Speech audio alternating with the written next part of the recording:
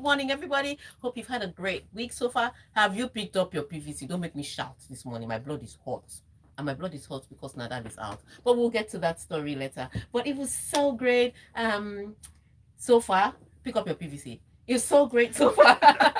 That's a public service announcement. Today was a nightmare. I couldn't get taxi down here. It took a while. I almost didn't make it. But the Lord said no. And you will make here. it. Yes. And now I'm here with all my drama to tell you pick up your PVC. A lot about sports and everything that is going on. So where would we start? I think we'll start from the Australian Open since it's already hot. It's fresh. Steamy. All right. So, but remember, you can join us. You can join this conversation via WhatsApp on. Yes, the number is 0809 4440981. And of course, you could tweet at Smooth981. Plus, we're streaming the show live on YouTube. So just search for us. It's Smooth981 on YouTube. And yes, you can drop a comment on there and click subscribe as well.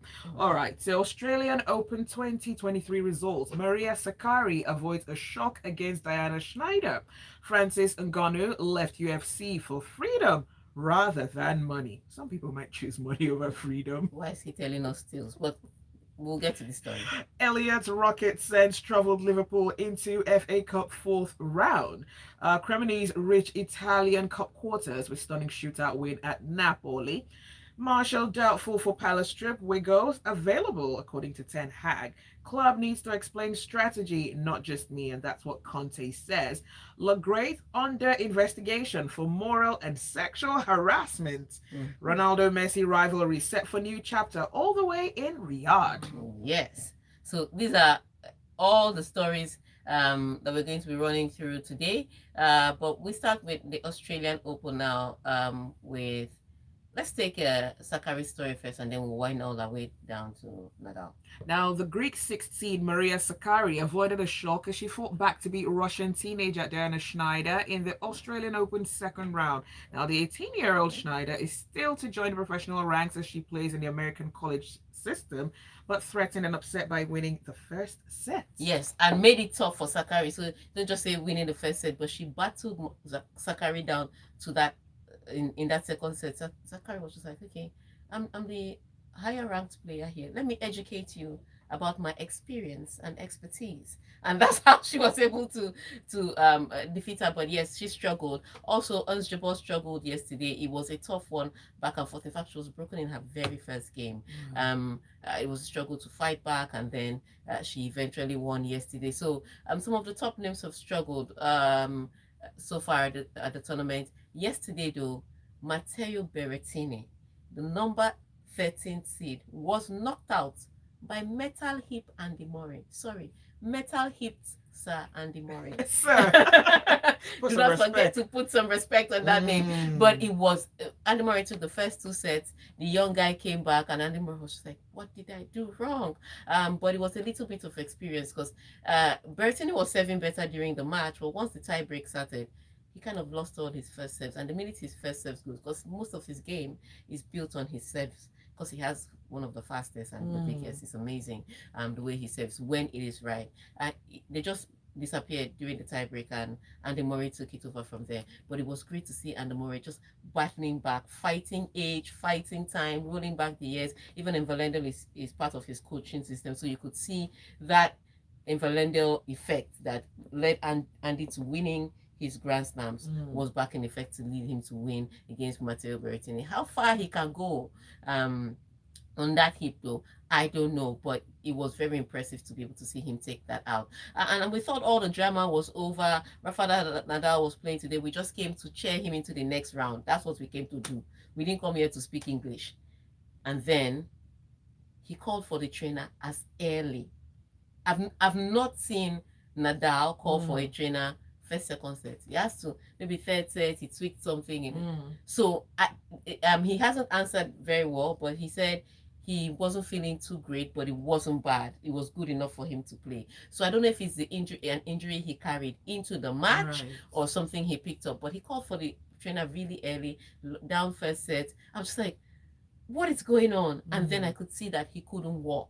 So from what he was saying at the press conference, he doesn't know if it's muscle, cartilage, or joint. So that determines if what the injury is determines what the recovery time is, which will determine whether we are going to hear a retirement announcement or we are going to hear a comeback.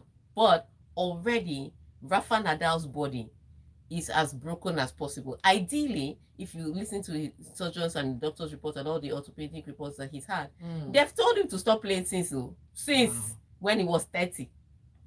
Yes. Oh wow. He's 35 now because they're telling him that the more he plays, that if he gets to the age of 60, he may not be able to walk. So that's the thing that made Federer to retire, because Federer wasn't retiring just about today.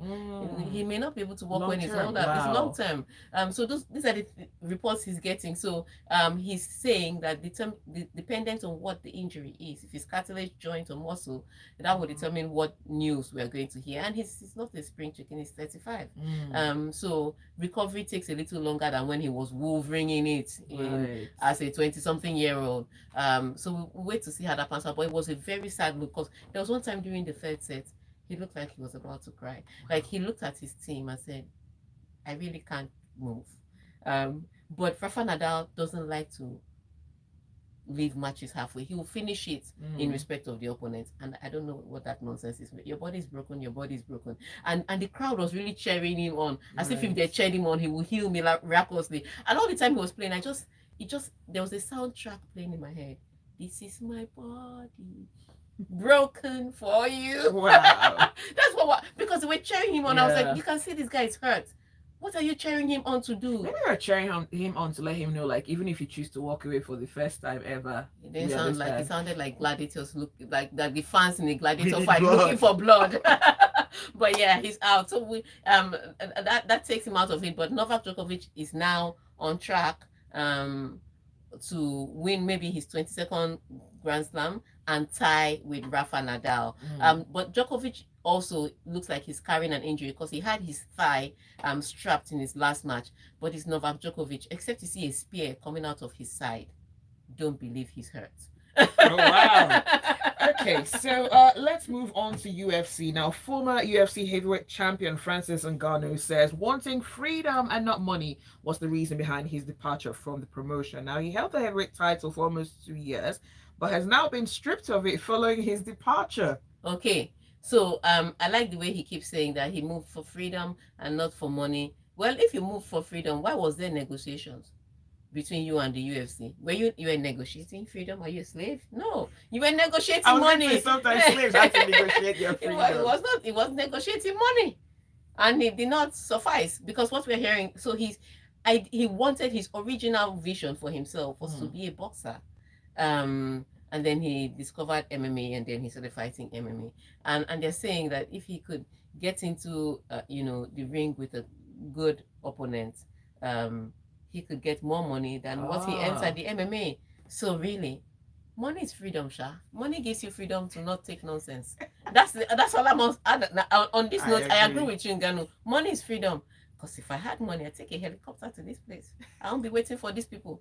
They'll be telling me they're going to take 17 minutes to come here and take me for a 5-minute drive.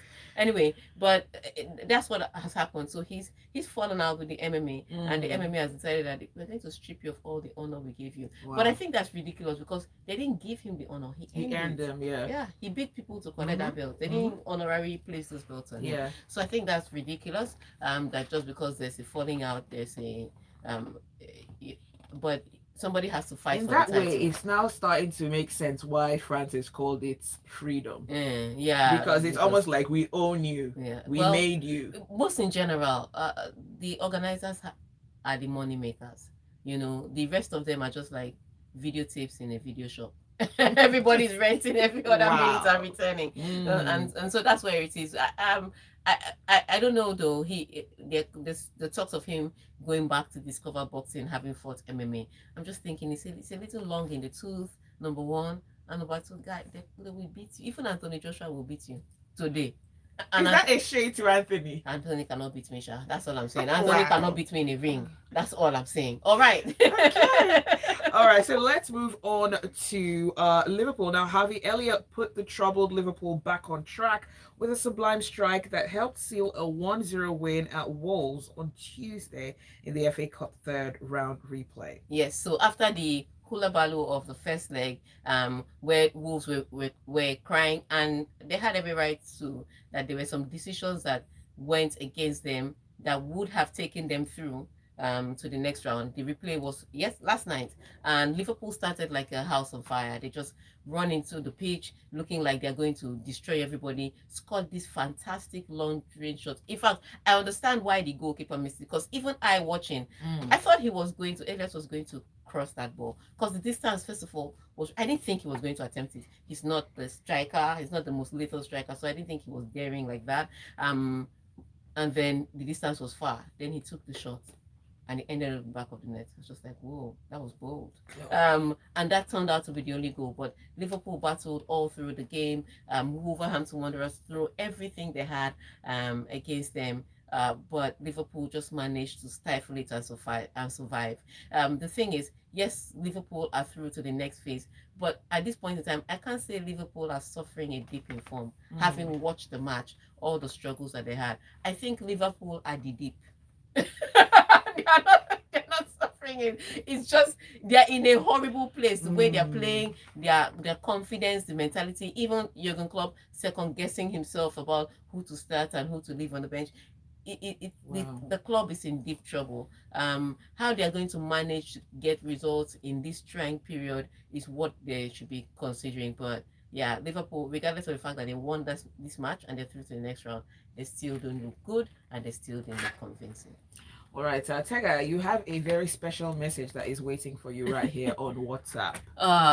Tega, please advise me. I need to win Manchester United today. No, I'm a Christian. You shouldn't ask me about betting. I don't bet. That's my public statement.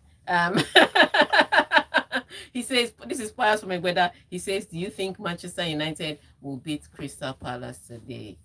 In the form that Manchester United is, they can beat anything. But this is a different match completely. So I don't know. But yeah, in the form that Manchester United are in, I think they can take on any team. Sorry, let me qualify that. I think they can beat any team in the Premier League. Let me qualify that, because a lot of teams in the Premier League are struggling, barring Arsenal and Manchester United. And Arsenal have a mental slavery problem with Manchester United. They need emancipation. So I would say this: Manchester United can beat any team right now on current form, with current confidence today. They can beat any team in Premier League. So whatever you want to do with that, I guess you should do with it. All right. And LK Aderoba on YouTube says, not Tega shading our Anthony Joshua. I judge you, Tega. Yes. I judge you. And find me wanting. All right. So, good day, Tega. There is gist that Fury would like to fight Francis. Yes, I'm just saying that Francis, this is a suicide mission. Francis, don't do it. I'm your friend. I'm that little voice in your heart whispering. Please don't do it now. Take your time. Oh, not ever. Again, try Dylan White. Somebody small. You went all the way to the top of the tree. I mean, just think about it. You put your child in primary school and all of a sudden they want to write jam. Exactly. Calm down. Walk. All right, we'll take a quick break and the conversation will continue here in the locker room. Don't forget, we're streaming live on YouTube. It's at Smooth981 on there. Maybe what's happening to our internet? The message are coming slow. Will they kill? Come on, let me show you my producer's face so that you will see who is troubling me in this life. This girl has troubled me. She didn't even give me muffins today. How can you not give me muffins after the struggle? Come and show your face to the people. Come now, let them see you. This is my producer. If you don't like the stories that I chosen, she's the one that put them down. Not me. She's a terrible person. She didn't give me muffins. Where's my muffins? The one I like. If it's not in my bag, hi, I will not do this locker room again. Yeah, that's how I trouble everybody. I don't know. Maybe I should go on vacation so that they will have peace for 1 week. Abi? So people should help me join and tell Zibby We don't sing here. We play music. If she wants to sing, she should go and cut a wax album. We have a production studio. A prophet is accepted everywhere, but in his own studio, in her own studio. True that. Oh wow. Let's see. So Cremonese will play Roma. Okay, the quarterfinal. Yeah. Okay. Yeah. So All right. So we'll go to Italy first briefly. Okay. Miriam, these are not all. Oh, they are all the stories. Mm-hmm. Then we will now do. I've been ready for the world. She was ready for some action like a vessel with a freak. So you gotta put me in. So we'll do this, and then we'll help Pius. Maybe we'll open the phone lines. We'll help Pius talk about Manchester United. Okay. All right. So we'll do that. I said officially. My official statement. Tega, we'll be voting for you very soon. The way forward is forward. Oh, my pastor is listening. I feel you. Oh. Okay, so I'll be back. No. Okay. About 30 seconds. We have MTN.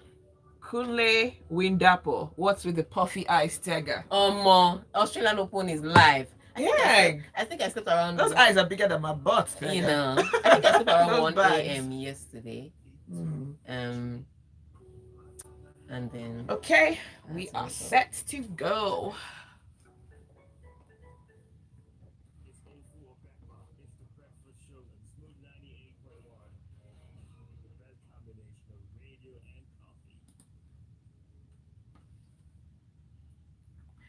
You're listening to the Rock Locker Room on Smooth 98.1. It's Zibby and Tega here. Now, just before we went on that quick break, we're talking about Liverpool's form or maybe lack of it. Yeah. No, it's not even a lack of form. They're just the deep in the form. It's not about form now. They are the trouble. Okay, so let's move on to Italy now. Cremonese will play Roma in the quarterfinals of the Italian Cup after Serie A's bottom side had battled to a stunning 5-4 penalty shootout win over league leaders Napoli on Tuesday. Yes, so this is amazing. So just think about it. This is the same thing as David killing Goliath and then losing his mind over the woman bathing on the roof. That's what this is, because I don't understand how you come from a high of beating Juventus, who were looking like a threat at least, on a 7-game unbeaten run, closing the gap at the top and looking like a real threat. Beat them 5-1 over the weekend. Then you come and lose to Cremonese. I don't understand it. I understand. Yes, I know that Cremonese defended well. It's a cup competition, so the teams were changed a little bit, but it's still me fighting against my nephew. Wow. Even on respect ground, he will not. A 3-year-old will not beat me. No. Sorry. So yeah, Napoli just got a reminder that they're still competing and this is a league. There's going to be a battle on every ground and they have to win every battle. So yes, Cremonese held for down to penalties and then won the penalty shootout. I know when it comes to penalties, sometimes it's not really about how good your players are. It's a lottery, and so they are now crashed out of the Coppa Italia. Cremonese are through to the quarterfinals and they meet up with Jose Mourinho's Roma, who are not doing badly so far in the Coppa Italia. But yes, reminder, Napoli is football. Anything can happen. Wow. So let's move on to Manchester United. Now, manager Erik ten Hag has suggested that Anthony Martial is doubtful to feature in Wednesday's Premier League game at Crystal Palace, and this is due to fitness concerns. But the new signing, Wout Weghorst, is available to boost their attacking options. Oh, how cute. Well, they paid good money for him. He might as well start immediately. No need to pause. You're fit, you're okay. Come and play. But yes, Manchester United in the form of their lives. Anthony Martial has been a good squad member, but this would be more worrying news if it were, say, Marcus Rashford, who has been scoring the goals recently. But Manchester United again can still suffice without survive without Anthony Martial. And there's news that Sancho may be coming back into form, so maybe that will help. And then Gamacho might want to prove a point, because I hear that he has rejected the new contract they placed in front of him. He wants more money, like everybody else. So don't look at him and say he's being greedy. They're just offering him 20,000 a week in a league that they're offering people 300,000 and 400,000 a week. Wow. So people should calm down. So he just wants more. So maybe today will be the day that he will try to prove to the coach that he can do well. But Manchester United right now are in the form of their lives. I want us to discuss Manchester United's form. In this current shape that they're in, with the results coming in, with the way they are playing their football, what are their chances of winning the Premier League, seeing that they are also winning 3 points to close the gap today? So the numbers to call are 0144899881. And right. you can also send us a message on WhatsApp 0809 4440981. Again, the numbers to call are 0144899881. And so the question simply is, do you think Manchester United can win the Premier League? But let's take your messages as we wait on those phone calls. Real one from Manchester. Well, Real one says Manchester United need all 3 points at Selhurst Park tonight. If they get it, they can shock Arsenal at Emirates. Winning the 2 games will change the United story from making it into top 4 to title challengers. So he's already answered his question. Let me see what Chimalbi Victor is saying. Chimalbi Victor from Alaba says, good morning, guys. With the way Liverpool are playing this season, I don't see them finishing in top 4. Let's take this call. Hello, good morning. Yeah, can we know your name and your location, please? All right, Ibuku from K2, tell us, what are your opinions of Manchester United as title challengers? Honest, as a United fan, I'm excited with the change, but title challengers, I think, is stretching it. We still have 20 games to go. We're thin up front, and Martial kind of reminds me of Saha. Very good, mercurial, but injury prone. Rashford has been in great form, but if you look at that match against City, we would have been 2-0 up if he had passed to Martial. He seems to be a bit selfish now. He's doing well, but I think he's going to cost us in the future. If he's selfish, we miss chances to score as a team, not just Rashford scoring alone. So I think you have to add that to his game now, to open his eyes. There were 2 clear chances where he could have given Martial the ball, and that happened in other games before this. But people are overlooking it at it and, are crying out, shouting about his form. I think you have to look at the whole team. He has to do what benefits the team. Because if he didn't get that goal, or if Bruno's goal had been ruled as offside, would have lost or would have drawn to City. And then all this hype and happiness would not be. Again, as Tega pointed out, other teams are not faring so well. Liverpool is going through a dip, Chelsea is going through a dip, Tottenham is going through a dip. It's beginning to look like the kind of year want the league. Okay. So right. I think we should just still hold on to our hearts. Top 4. Okay. Winning the league is a stretch. All right.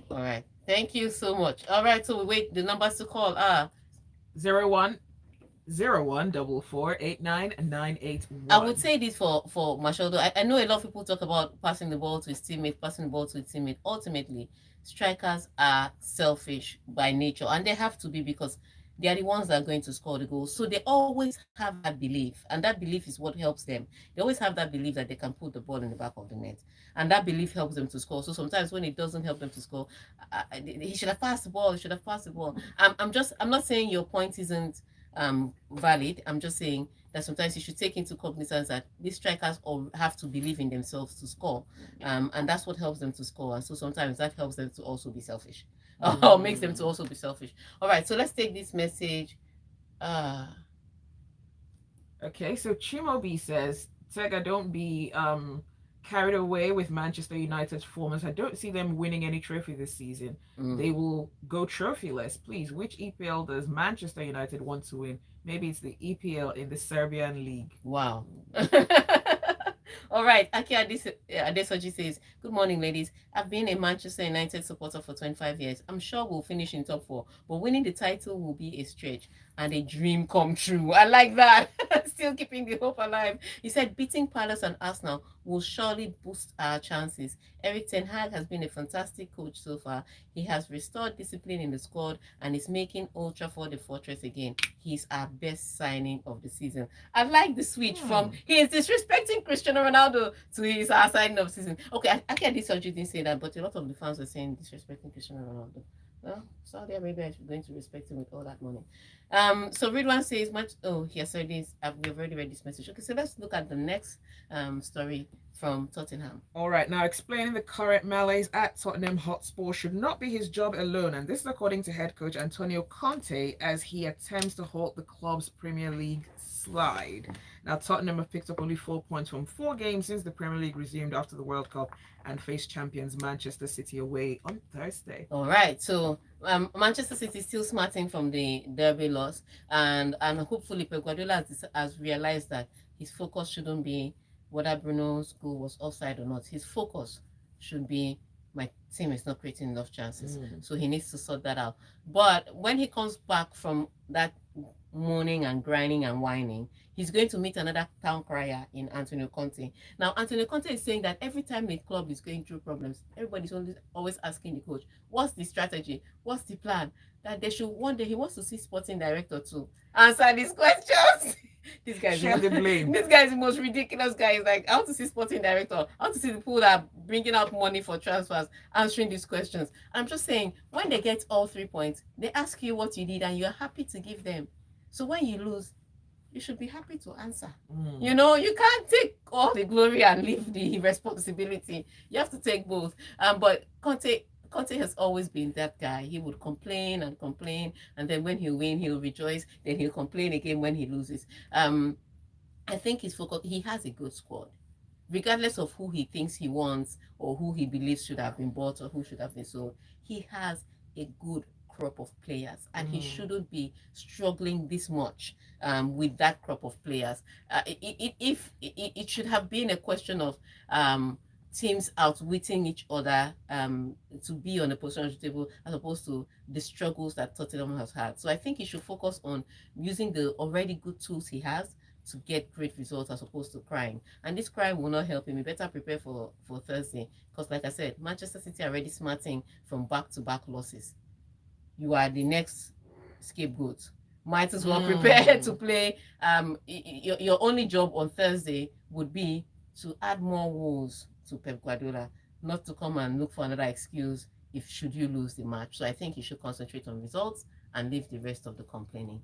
All right, so let's take a message from before we read the next story. This one says, good morning, I'm Israel from Bariga. Good morning, Israel. I don't see Manchester United at the top of the table at the end of the season. They should just focus on top 4. Nothing is snatching this league from Arsenal this season. Let's see, we've got one on YouTube. LK Aderoba says, I don't think Man U are extraordinary. I just think other teams are going through a dip. City are not playing well. Same with Liverpool and Chelsea. If Brighton or Newcastle will beat Man United. Whoa. Manchester United, this thing is paining me on your behalf. All right, so can we take one more story before we run? Okay, so the Paris prosecutor's office on Tuesday says it has opened an investigation for moral and sexual harassment against French Soccer Federation President Noël Le Graët. All because he said Zinedine Zidane. Wow. Will not, if he was Nigerian, we would probably say it's witch hunting. Yeah, I know it's not if it was Nigerian. We don't use the word witch hunting. That's English. That's an English word. But what it is that he's just getting fallout. He brought the spotlight on himself and he's just getting fallout. So now everybody with a grouse is bringing it out. Say, you said this against Zizu. Here is your problems. I think it's harsh. I do Except think, if he actually did something wrong. No, if he did something wrong, and I think if he did something wrong, he should have come out when he did something wrong. Not that they're looking for him to trip over something. But sometimes in life, that's how it happens. Your cup is just full, and everybody will come for you. If he did something wrong, I think he should answer to it. But the way things are coming out after that fallout with Zizou, I think that may be my problem with it. But yes, if he did something wrong, he should answer for his crime. So yeah, it's time. The chicken has come to roost. Okay, so let's take one final message before we close, and that message is from Emeka Onenu. Okay, and he says Conte is definitely going to walk away. I can smell it. Spurs hiring Conte is like me dating a girl that's way out of my league. You'll need Elon Musk kind of money to buy players for him, which Tottenham doesn't have. And they don't like to spend anyway. Daniel Levy doesn't like to spend money. He's a new Arsene Wenger. All right, and that's it on the locker room. Yes, indeed it is. Thanks for joining us. Do stay here. There's a lot more to come on Smooth Breakfast. Smooth